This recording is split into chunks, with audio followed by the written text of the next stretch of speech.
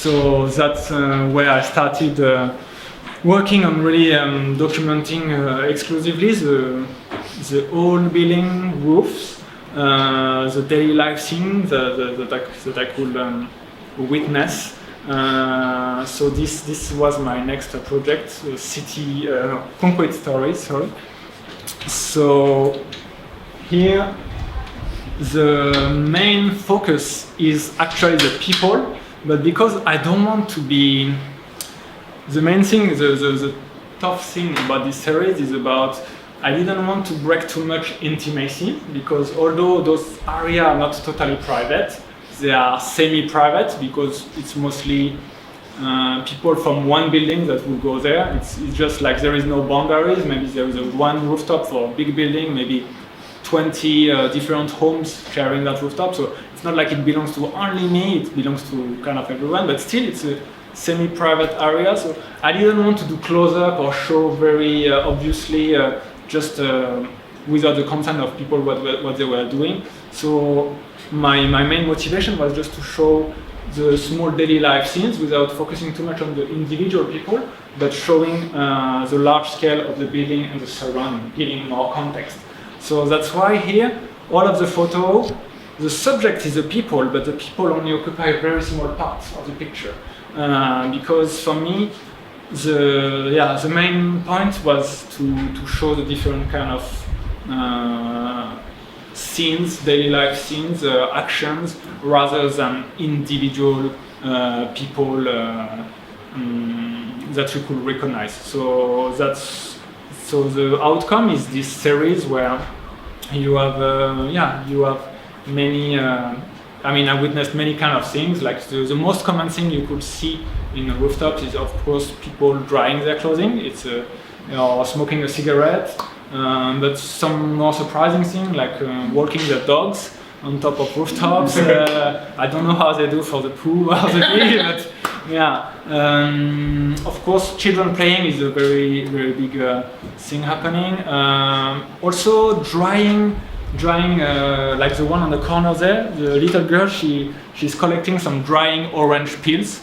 It was a grandma putting it on the ground, and then she was collecting it.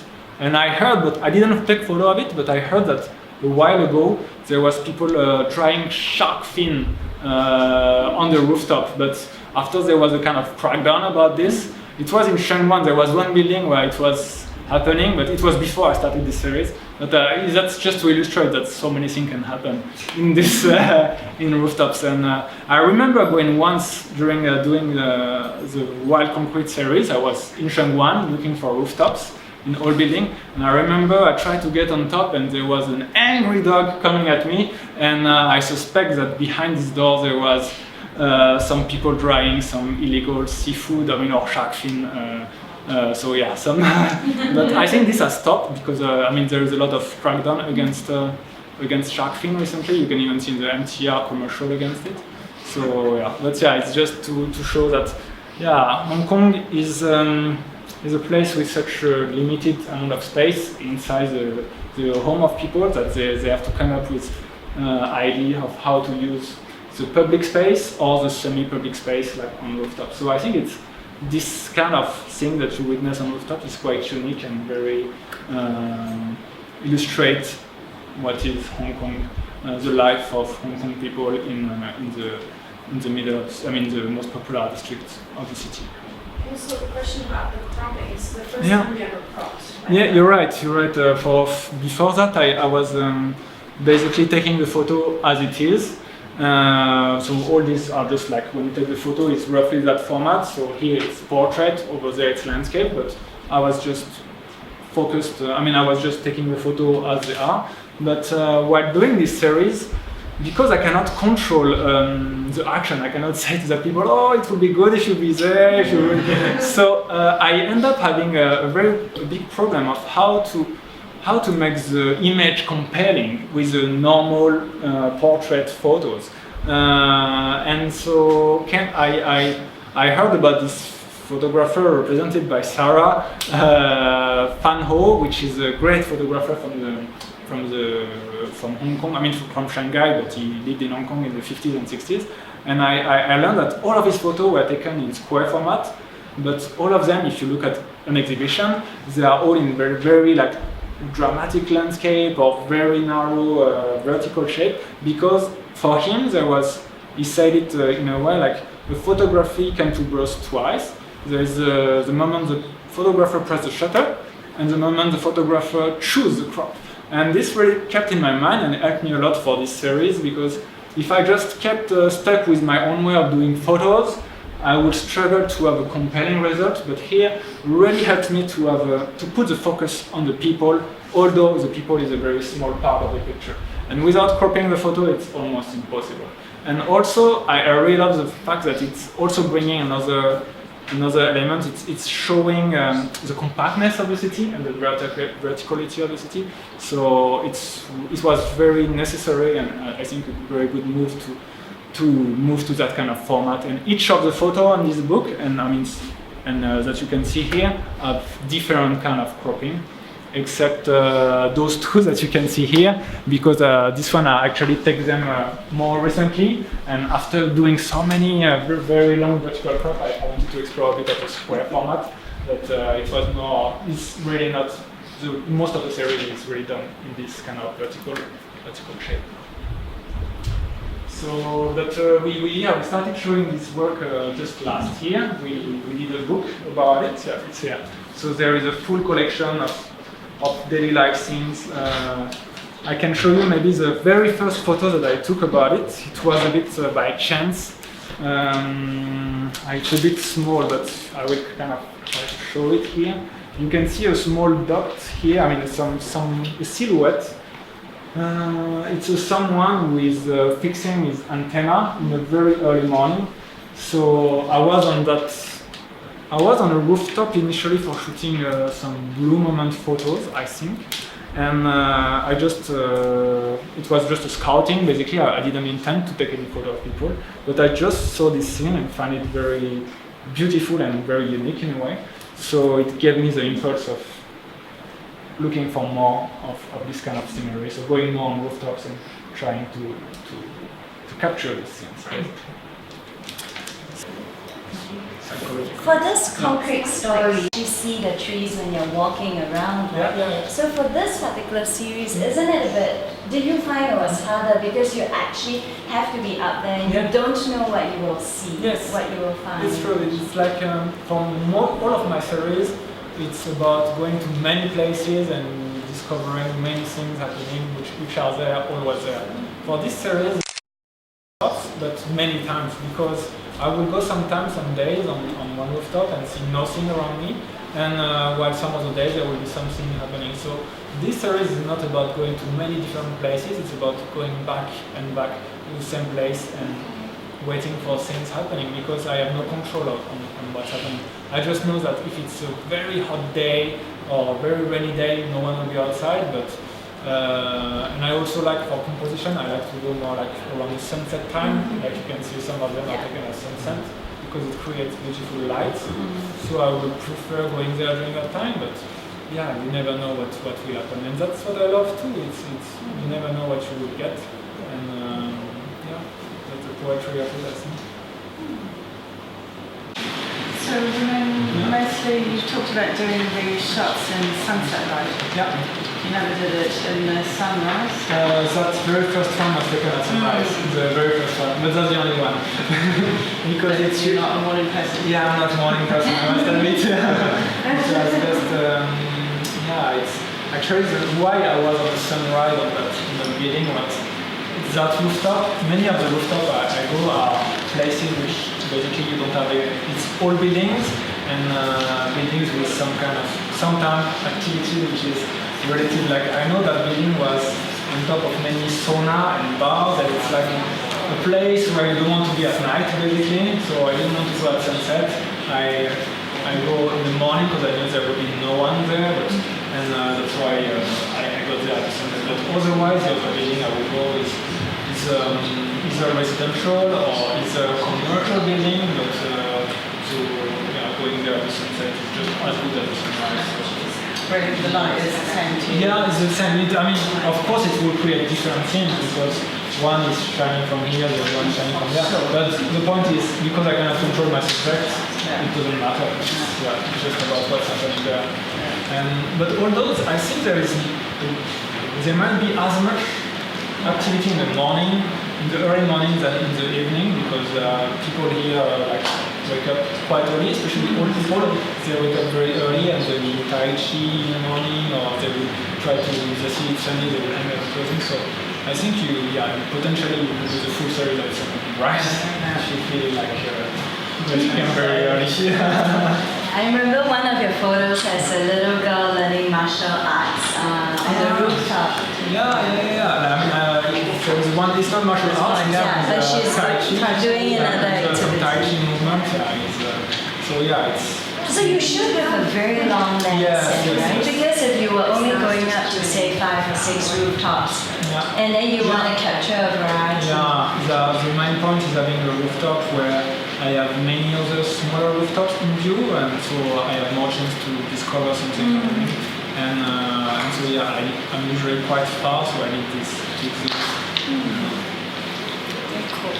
So do you think with these photos here, there's quite a multi-dimensional, even though the images sort of flat, but it appears very dimensional. Is that from the cropping? It is from the cropping, but also from the perspective. Like some of them when I'm shooting a building straight, it tends to make it like the one with the Tai Chi, it's very straight, so it makes it look a bit more flat. While here, the angle is a bit more looking down, so you can really feel the perspective of the building. And the good thing of using this kind of big zoom, larger, it helps create the perspective, making the perspective compact and smashed, so it still feels straight and not distorted. That's why it's also good in terms of optical outcome to use this kind of big zoom. While if you take it with a normal camera, not too much zoom in, you will feel some distortion in the building. If you are not exactly in front. Yeah, I get what you mean, but still, that one on the left. And even the one with the bicycle. It feels, I'm high up, but quite far enough so that with these long lines smashing the lines, it feels like it's straight. I mean, because these buildings are straight originally, so there is... It doesn't feel straight. The image doesn't feel straight. But I mean, because still, I mean, you can still feel the... You can still... Well, the lines are straight, yes. But you feel, I see what you mean. You feel the 3 dimension of the building, because that's the way it is. And that's what I like. It gives it gives the full context of the building. You can see the shape, and you imagine like all this flat of this kind of shape inside. You can imagine what is behind. Below, I mean. I also like the way the farming one, the little roofs look slightly similar to the old Chinese houses. Of course, it's not in a high rise, but they have the kind of black. With kind of tile with a bit curve. And sometimes you see also some funny details, like if you can see one on the floor, on the one with the rooftop farming at the bottom, someone used some portrait of Mao to block the sun. So now they all look like black and white basically, because I think the color has been fading away. On the left corner. There's also the lady in the window. Very fun. In the concrete canyon. Maybe I can go show it. Yeah, it looks like a Renaissance painting. Like here, what's good is the sun was facing here, so it makes something obvious. I mean, obvious. You can notice like the face of someone, which was illuminated by the sunset. Basically, you can still see. You cannot really recognize her or know what she's doing, but you can see there is a person here, and it gives more, context of you are looking at a building with people inside. And this one is quite special because you have the full depth of the street, so you really feel like you also see like those neon signs that I've taken after, and I really love the way it shows like it's like a full glimpse of Hong Kong in one photo. Like you see the people on bicycle, people on the rooftop. You can guess a very expensive sports car in red here, and those neon signs. You have all kind of people in the same place basically. interesting details like the Mao picture, the lady that you mentioned. Would it be right to say, do you notice them when you are taking it, or only when you are starting to crop it, and then it's like, oh no, that's interesting. This kind of surprise can after. My focus is already to have the person at a good position and the good light on the rooftop, but those are lucky surprises. And then there's maybe a little bit controversial, but that's like personal shots of people's lives. Yes. You kind of invading somebody's privacy. That's why I try as much You don't as see their possible. faces. Yeah, it's like most of them, like on the back. This one you need from the front. That's in this size you could recognize her. So, but I try to avoid as much as possible this kind of thing and that's why many of them you see basically the silhouette of the back, or they are looking down. I take the photo at that moment where it's not so much about their own personality, it's about they are one person on the rooftop doing something because of that thing, which I feel too when I take the photo. I don't want to be too intrusive, or at least I don't want the people to be able to, or his neighbor to think, oh, you did that. And the same way, I wouldn't take photo of someone doing something like something like, I don't know, someone trash something or is burning something on the roof. I wouldn't show it, even though I would see it. I wouldn't record it because it's just like it's not my business. I mean, if they do something too personal, I wouldn't record it. And I was also surprised by the number of people the number of time I saw photographer on the rooftop taking photos of. Many times what happened is for Instagram, they go with a young girl or a young man and they do some kind of fashion shot on the rooftop. It happens so many times. You have quite a few in the book. There's at least, I mean, it happened many times. Like here, they are quite obvious on this rooftop. You see a girl sitting and a guy shooting. Here, this one is almost comic, like because you have three guys shooting at one girl on the edge of the building. And so I was surprised by how often this kind of thing happen. So also like the one that's called commercial. It's very subtle. It's quite funny. Like you see the girl posing, but if you don't look at the detail, you can see the camera of the photographer. You don't see the photographer. You just see his camera shooting at the at the girl here. So there's like here also is another girl doing a typical Instagram photo. She's grabbing the sunset with her phone, so she takes a photo of her hand grabbing the sunset. That's why she looks like, it's like, it happens a lot. Or this one actually was different. It's someone taking a photo, but it's not someone taking a photo for just of another person. It was in 2014 during the umbrella revolution in Bangkok. So down that street is Argyle Road. There was a lot of protests and riots. So at first I was on the rooftop and hearing that kind of noise, and then I noticed this girl was there, and at the beginning I don't understand, and then I guess she's taking photo of the riots downstairs, and I think she has a school uniform, so I guess she just had the idea of coming on the roof to capture this kind of thing. So it's more like a journalistic approach here. Also, it looks so precarious. It looks like she's just about to fall off. And you really have this impression. You have this impression that this is a perspective which makes it, because actually I think she's standing in something here. You see what I mean? So she wouldn't fall. It looks more dangerous on the picture than it is, I think. Was there anything that you took that you wish you could have included but didn't because of maybe privacy reasons or anything like that? No, I didn't see people making love on the I didn't see that. People are not going that far. Nothing scandalous.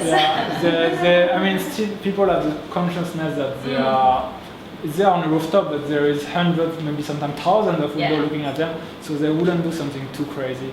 I have photo of people kissing each other, but it's actually there's a tripod and a camera just next to it. I mean, they're just taking photo of themselves kissing, so it's not so much of breaking the privacy. So I put it inside because I'm sure the photo is on Instagram somewhere. So,